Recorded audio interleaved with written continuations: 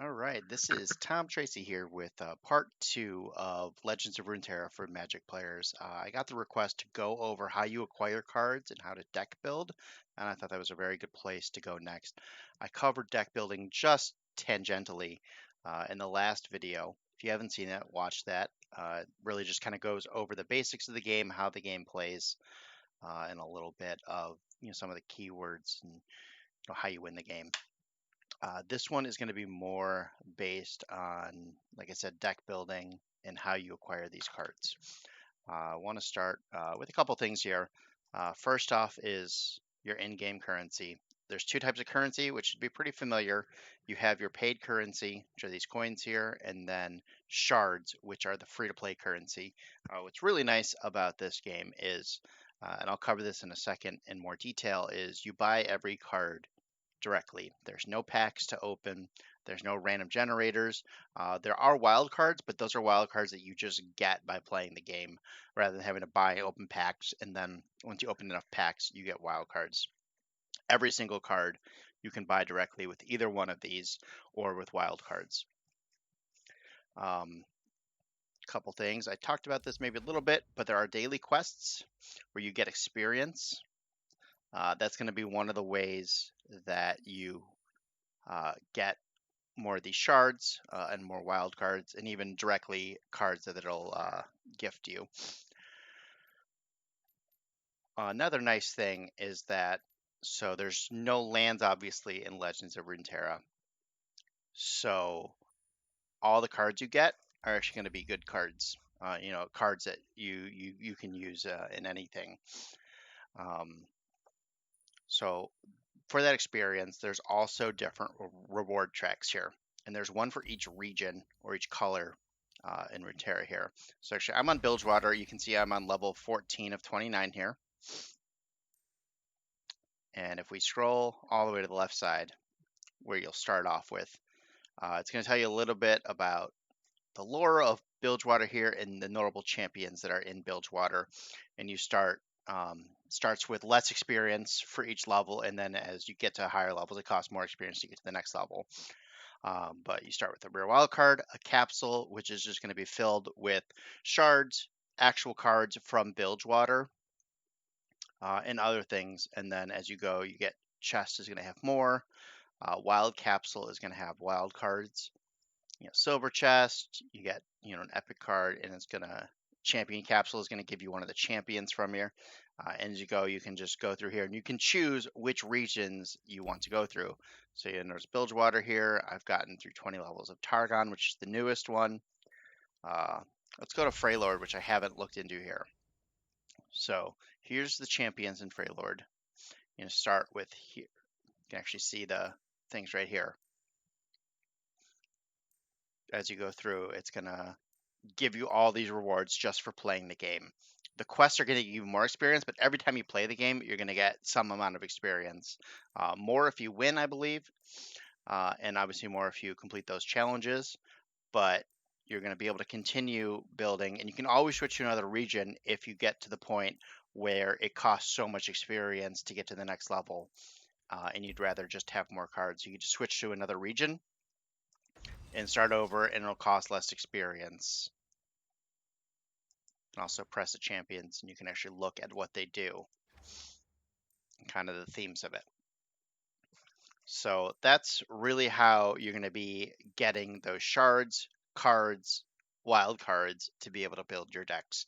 And it's actually really well done in Legends of Runeterra. It doesn't cost much to get those, get everything to build those decks.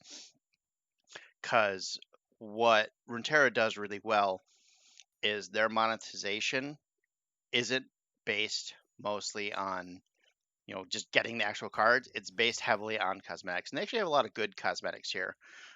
They have event pass. I think this is somewhere like $5 or something like that. I forget how. $9.75, maybe it's $10. So if I wanted to buy more, you can actually see how expensive it is to buy the in-store ones. So yeah, 1,000 coins is about $10 for the battle pass here, which is not bad at all, and it's going to give you a lot of rewards. I can't buy it right now, but I might be able to show you a little bit in the event. but they really heavily feature, getting, you can buy wild cards. I don't know why you would, because you can buy every card for this price no matter what. So literally 10 cents for a card and $3 for the most expensive card in this game. Literally 300 coins, it's $3. And once again, you can only have 6 of these, so it's $18 to get the most expensive cards, and you might even fill out most of it with common wild cards and rare wild cards. Typically, if you're trying to buy a deck outright, $30 is going to be the most expensive type of deck you're going to get, which is great. And then, more cosmetics. You can buy what board you want to play with. You've got Guardians, which are similar in Magic here. All sorts of different ones you can get, and you've got fun things. You can kind of see what they look like and see what they do. You can get card backs, obviously. Different emotes, which I love the emotes in this. Like, just fun emotes are out of it. I actually haven't bought any. I have gotten a bunch from just playing the game.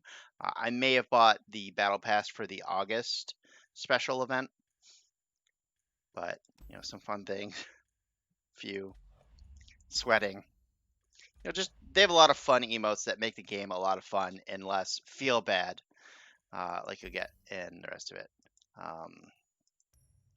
So that being said, I want to go over a couple of the decks that I've built or that I've imported and kind of go through how they were designed, and then we'll play a game, or sorry, we'll build a deck ourselves, just kind of live here.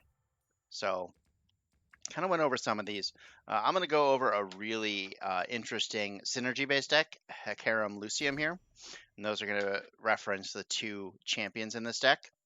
So you notice, of course, all the decks only have 2 different regions or 2 different colors, because that's the max amount in any typical deck here. So it'll show me my curve here a little bit, but let's go into it. So on the left side is going to be our deck, and these are going to be the cards that we can add to it. This is one thing that I wish Legends of Runeterra would improve, is being able to view your deck a little bit better. So this deck, once again, is based on 2 champions, Hecarim, which he has Overwhelm and the excess damage, so it's like Trample in Magic. Whenever he attacks, it summons 2 attacking Spectral Riders, and Spectral Riders are ephemeral, so this unit dies when it strikes or when the round ends. A couple 2/2s, so it summons a couple 2/2, almost kind of like tokens. You can think of them, but they just die at the end of the round or when they do damage. And then Hecarim levels up when you've attacked with 7 ephemeral allies. So you might think to yourself, and you'd be right, that this deck really focuses on getting ephemeral allies out and attacking. When he levels up, he becomes a little bit bigger. He goes from 5/5 to 6/6, and then all your ephemeral allies have +3 and +0. And he still has the attack. He brings a couple Spectral Riders into play. So all of a sudden, you're attacking with 5/2s every time Hecarim attacks. A couple 5/2s plus whatever else you have on the board. Once again, if Hecarim is in play, any extra copies of Hecarim become the champion spell. And the champion spell is summon a couple more Spectral Riders. So do that. It also shuffles another Hecarim into your deck, so you're not losing out on the champion if you play the spell. So let's take a look at the deck. What other things does it try to do? So it's got stuff like Fading Memories. So you pick a follower. So that would be anyone. A follower is anyone who is not a champion in your deck. And this would actually be in play. Pick a follower, and you create an ephemeral copy of it in hand. So you have one of your followers in play, and that just creates an ephemeral, so it helps Hecarim, and it gives you another one of whatever you want. So Ravenous Butcher is free. Oh, actually, I did not. Yeah, I need to add these. So if you click on it, I always screw that up. Fading Memories. Let's add it back to the deck. And Ravenous Butcher, let's add back to the deck. I had this problem with Arena too. Every time I click on something, it removes it from the deck. So Ravenous Butcher, to play me, kill an ally. So it's free, free 3/2. You just have to kill an ally, which is interesting when you have a lot of cards that you want to die or that are going to die anyway. You have Fleet Weather Tracker. When you summon another ally, it grants them Challenger, so you can choose which enemy unit is going to block Tracker. So you can either free the way for your other spells or kill something, or get something out of the way here. We have Cursed Keeper, which is a 1/1 for 2. Last Breath, so it's a on death trigger. When it dies trigger, you summon an Escaped Abomination. So 4/3. So on turn 2, you could play Cursed Keeper, Ravenous Butcher, it get the death trigger, and also you have a 3/2 and a 4/3 in play on turn 2. The other champion, we have Lucian. And Lucian is when you've seen 4 allies or an allied Sentinel of Light die. We don't have send a Sentinel of Light, so you've 4 allies die. That includes ephemeral allies. Becomes a 4/3 double attack. So it means when it's attacking, it's got first strike, it's got double strike if you're a magic. So it attacks first and at the same time. And then Lucian's spell is Rally. If you don't have one, you gain the attack token. So you can attack on your opponent's turn, or you can attack twice in a turn, is what his spell does. That's also what Lucian's, each round the first time an ally dies, Rally. So when he levels up, he gets that. So this basically is just trying to get ephemeral allies, try and die. Like Shark Chariot is a huge part of this. It's a 3/1. The next time an ephemeral ally attacks, it revives. So all of a sudden, you play a Shark Chariot, and then they're just attacking for free every time you're attacking with ephemeral. All sorts of things like Stirred Spirits. It grants supporting ally +2 and ephemeral, so it gives you more ephemerals to attack with. So overall, this is a very aggressive deck that's relying on ephemeral allies, your Hecarim, and cheap threats to attack your opponent, and that's really what it is. It's 2 mana 3/1 is pretty good. It can't block. That's what this is. So you're trying to be aggressive here. And then you've got some things like when I'm summoned, draw a unit if an ally died this round. So it just gives you value for the things that you're already trying to do. So that's this deck. Holly Daybreak's another pretty sweet one. It's based on one single card. It's think of it as an enchantment. What do they call it? A landmark here. At the round start, you create in hand a random level 2 champion that's not in your hand, deck, or play. So all of a sudden, you've got tons and tons of level 2 champions, which are obviously very good cards, every turn, in addition to drawing your regular card for the turn. So the goal of this deck is to stall out the deck, stall out the board as much as you can. And we've got things like Braum, who's an 0/5 with regeneration. And we have Leona, who stuns, so it removes the unit from combat. It can't attack or block for the rest of the round. You have those 2 cards to help go out until you can get your Howling Abyss and get a champion every turn. And then, what colors are we? We are Freylord, so we have a lot of Flash Freeze effects, Frostbite effects. We have Hush, silences a unit, so it removes all keywords, abilities, and ongoing effects.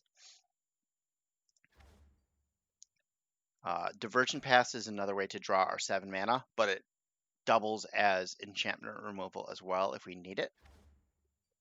Kindly Tavern Keeper, we saw this with our Better Call Saul deck in the last video. Play and you can heal an ally or Nexus 3. Just a 3/3 for 3, so it gums up the board, it gives you life, and just allows you to play until you can get your Howling Abysses down. You got Omen Hawk, just a 1 mana 1/1, and it gives the top 2 allies in your deck +1/+1. Just some nice things to gum up the board and help you do that. So that deck, it's a pretty sweet deck. We also have just typical controlling deck here.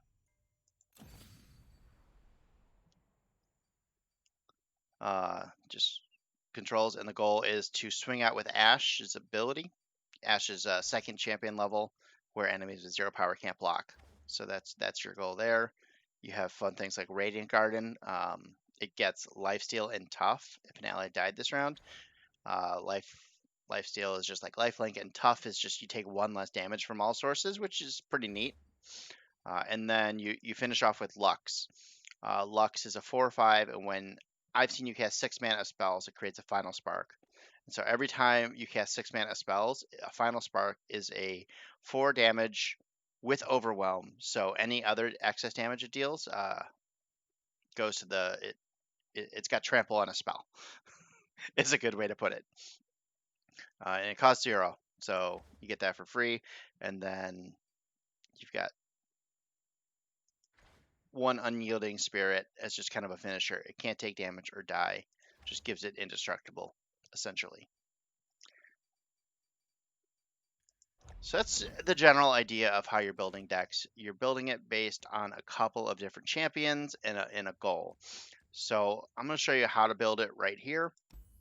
Going to go build a new deck, and it's going to start off by showing all the champions that we have, because that's going to give us an idea. And actually, I'm going to go to show unknown, because there's a couple champions that I don't have either.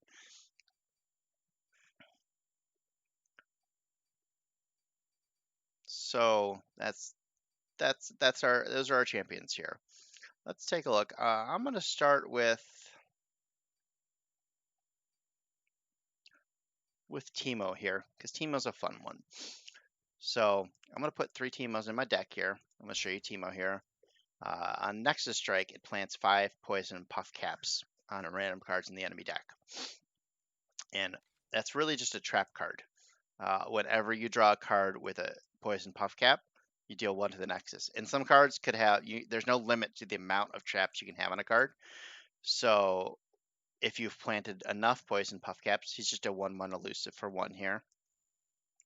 Once you get to 15, Teemo doubles it every time he strikes an enemy. So this becomes a 2/2 elusive. And you can shuffle a Teemo into your deck. His special, his champion spell. Plants it. So let's look at Teemo. What do we want to do with Teemo? So right now we can see that we have is this Piltover's on? No, this is a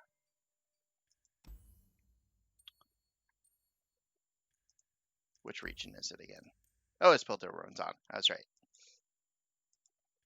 So that's one of our colors here. So with Teemo, it's probably similar to an Infect deck. Pretty literally, you're getting poison puff caps. So we want to protect Teemo.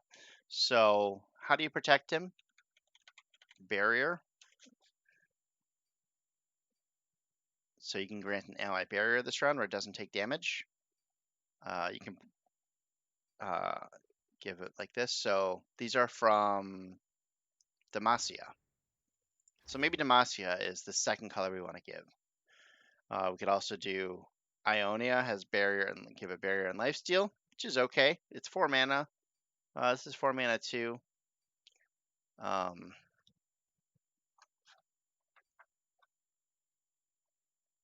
Siona, maybe barrier is the way to go. We could also use counter spells, which would be Ionia. Counter. Oh, what's it? Deny is the card. Stop. No. So let's do this. Let's try an Iona spell. So those are the 2 colors we're going with, and it's only going to show me the 2 colors now. What's the second champion I want to use? All right, so let's go with Piltover's on and not Demacia, Ionia. Second champion, maybe it's Shen. Maybe I want to give Shen because that gives me barriers when I attack with it. It could be Lee Sin. Let's try with Shen here. So we can attack with Shen and Teemo together to give Teemo that barrier. And then it's going to show me a bunch of cards here. Maybe I want counterfeit copies to give me more Teemos, because I can create any card in hand. What other things do we want to do here? Probably want Mushroom Cloud, actual Mushroom Cloud, in addition to Teemo's Mushroom Cloud, to just give it Poison Puff Caps. We can actually search for Puff Cap and see how many cards include it. So these cards all create Mushroom Clouds in hand, and they affect the board. When I cast a spell, plant Poison Puff Cap. So those are all the Puff Cap cards here. That gives us 21 of our 40 cards. And at this point, I want to also mention stuff. Legends of Runeterra doesn't have any bulk cards or draft chaff if you're coming from Magic. And the reason for that is they want every single card in their in the game to be playable one way or another. You'll see that every deck has a bunch of common cards in it. I believe like Clump of Wumps is a common, I believe. Mushroom Cloud is a common. And those are cards that actually see a real play here. Let's search. We never added that barrier card in here, so let's give a barrier here. Green Glade Caretaker seems like it works pretty well in this deck. We're getting lots of barriers, and it's a cheap spell that we can go to. All right. So the barrier only works for one turn, unfortunately. So probably don't want that. But we could do is see what Spell Shield. That's a new. Is it 2 words here? That's a new keyword. Okay, maybe they're not in these colors. Okay. Yeah, nothing in these regions here. But we're 27 of 40 here. We can even scroll down and take a look at, what we want to do here.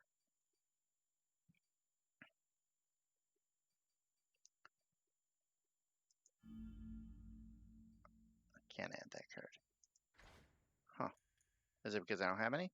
So this is how easy it is to... So I've got 57 common wild cards. I'm going to buy the wild cards right now. And that's right there. I can also buy shards directly and get that.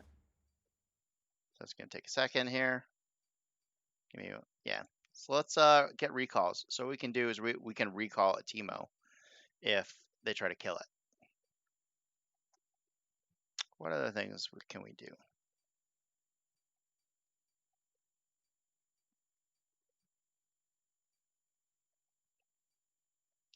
What are we trying to do with this deck? We're just trying to protect Teemo and kind of be aggressive here. Because what's nice about this type of poison is it's dealing actual damage here. So any damage we can deal, like Mythic Shot, is going to help us out here.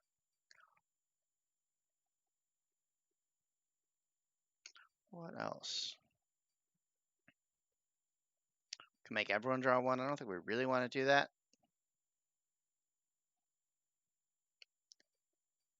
Maybe get like a 2/3 elusive.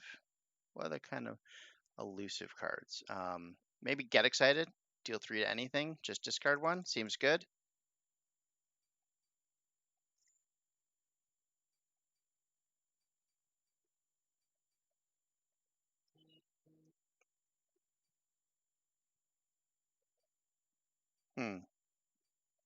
Taking a look here. I think there's a Nopify. That's the other counter spell. There's only 2 counter spells right now in the game. You can see my cat. It's I think she's hungry. I'm gonna go feed her. Here, girl. Have a seat. Get some food here. Yeah, so there's only 2 counter spells really. So we're gonna buy these right here. Give it a second here, and we're gonna add them to the deck, and then we're only 1 away. So what do we want to... What else do we want to add? Maybe 1 elusive card.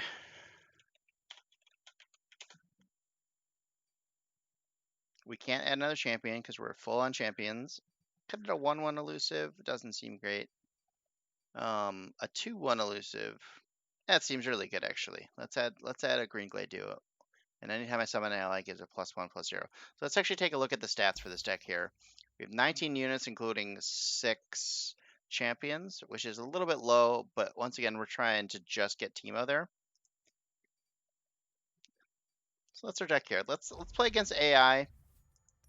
I can kind of show you how the deck works. I never named it actually, did I? New deck. So let's play it. Let's see how this works against an AI.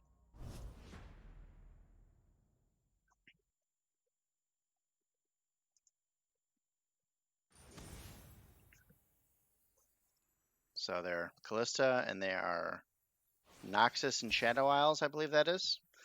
Once again, love that it gives you a little bit of information about your opponent's deck when you're doing mulligan decisions here. This seems great. You got 1, 2, 3. You can recall here. That's great. So let's lead on Teemo. Hopefully they don't have anything to deal with Teemo here. We're going to attack and put some puff caps in their deck here. And if we click on it, we can see that they have 5 puff caps here. And they drew 1, and that's just going to deal 1 damage to them. They have a couple of these. What am I going to do here? They only have 1. I'm going to play my clump of Wumps here. And I'm going to block this one. Once again, the damage is going to stack here. So it's not going to go away, but I can pass here. And the goal right now is to keep a recall active as long as we can here. So let's swing with both of these, see if they block or not, see what happens with Teemo. So they're going to drain 1 from this, and I don't want that to happen, and I can't level them up. So I'm going to recall Teemo here. It was going to counter this. It fizzles just like in Magic. There's no target for it, and it goes away. So got 1 here. And I think what I'm actually going to do is I'm going to bank this 2 mana because I'm not going to be attacking next turn. So getting Teemo out doesn't help me. And now we've got a couple of counter spells. They have Elise, which is levels up when you have 3 other spiders, which is fine. What am I going to do here? They have 2 mana available. I'm going to let them attack first. So here's a little bit about Legends of Runeterra. So because they played a spell, once again, I have the chance to play a spell. If I pass, they have the option to end the turn or attack. So they could make us burn mana here. It's a really interesting choice, but that means they're not attacking at all, which I think is fine. Yeah, I think attacking is almost always the right choice here. They only have 2 other spiders here. So I got nothing here. They're going to do a bunch of damage to me. But now I can go and play a couple things. And I'm going to play Teemo as well. Maybe I should have played this Puffcat Peddler before. Oh well. Alright. So 1. We're going to attack with Teemo. See what they do. They have a 5 mana, so I'm going to just deny that. Counter their spell. It also puts 3 puff caps in their deck. And this puts 5 more. So I only have 11 puff caps right now, but Teemo has planted, we've planted 13 total. And then what's the other thing? I think I just pass and I bank this 3 mana. I think that makes sense. So they didn't draw any puff caps here. They have a spider. We've got 9 mana available. So I think Shen makes sense here. Just get a 3/5 in play. Protect us a little bit. See what they do. And they're going to stun an enemy here. I'm going to Nopify that. Do I Nopify that? Yeah, that seems fine. No, actually, I'm not. I'm going to save it for Teemo, maybe. Yeah, I'm going to save it for Teemo here. And I'm going to play something. I'm gonna play this 1/2 that can block something. Okay. And now I want to notify that. Because I want to be able to block their Elise or really anything. And that also leveled up our Teemo. Because now I've placed 16. And so anytime Teemo strikes their Nexus, it deals it. Alright, so this is good. I'm going to be able to block their Elise, and then I'm going to block something else just to protect it. And I can hover over the eye here and see how this is going to play out. It's going to work out pretty well for us, which is fine.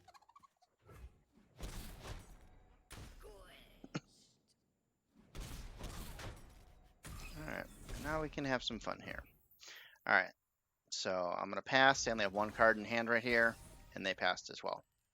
Alright. Oh, okay. So, that's interesting. Alright, so I have a burst spell here. I'm going to play the Green Glade Duo first, I think, and see what happens. But, so burst spell, once again, if I play it, they're not going to get a chance to respond. So I'm just going to play this Mushroom Cloud, because I want, when Teemo doubles, I want it to do more. So we're going to play Shen. We're going to give this barrier to push in more damage. This is going to be a 3-1, so it'll trade with anything which I'm fine with. I can play Green Glade Duo and then Teemo here and see what happens. Okay, so that's going to trade. That'll eat it. And we'll get them down to 8. And they're going to have 42 puff caps.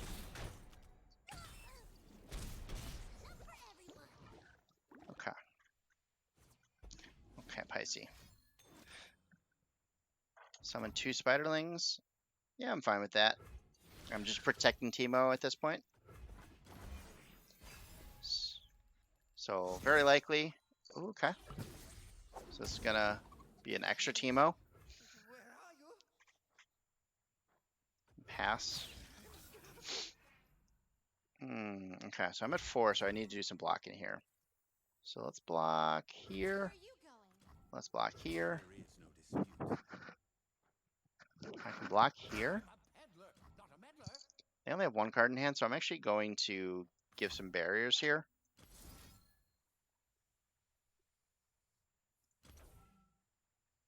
Yeah, it seems fine. So it swaps some, gives barriers. Oh, and then I guess it doesn't matter how I block here. I don't know. And then they have fast drain 4 from an ally. So they're going to gain 4. That's fine. Killing their own ally to gain 4 life, essentially, is what they're doing. Seems strange to me, but, I'll take it. They're at 43 puff caps? Sure. Let's pass here. Alright. Let's Pisces. Hey, you get down. Alright. So the fact that they didn't draw it might be good for us. Alright. So I think we're going to swing all out here and kind of do the same thing we did before. And I'm going to plant puff caps in them to get 10 instead of 5 there, essentially. Or actually 16.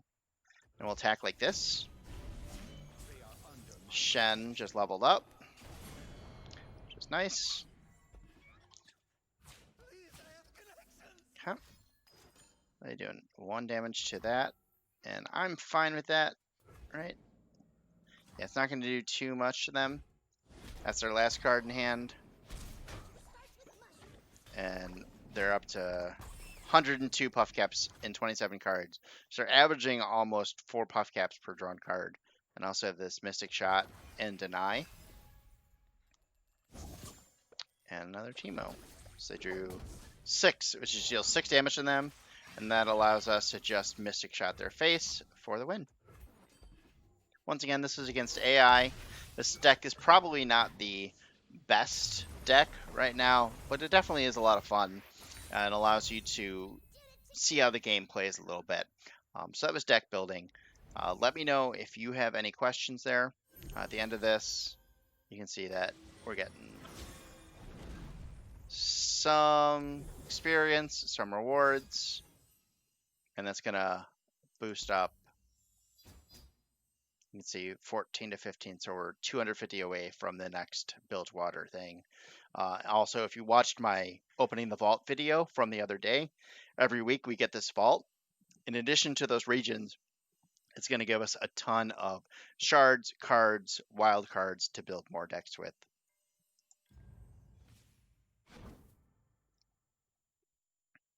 And that's deck building. Hope you enjoyed it.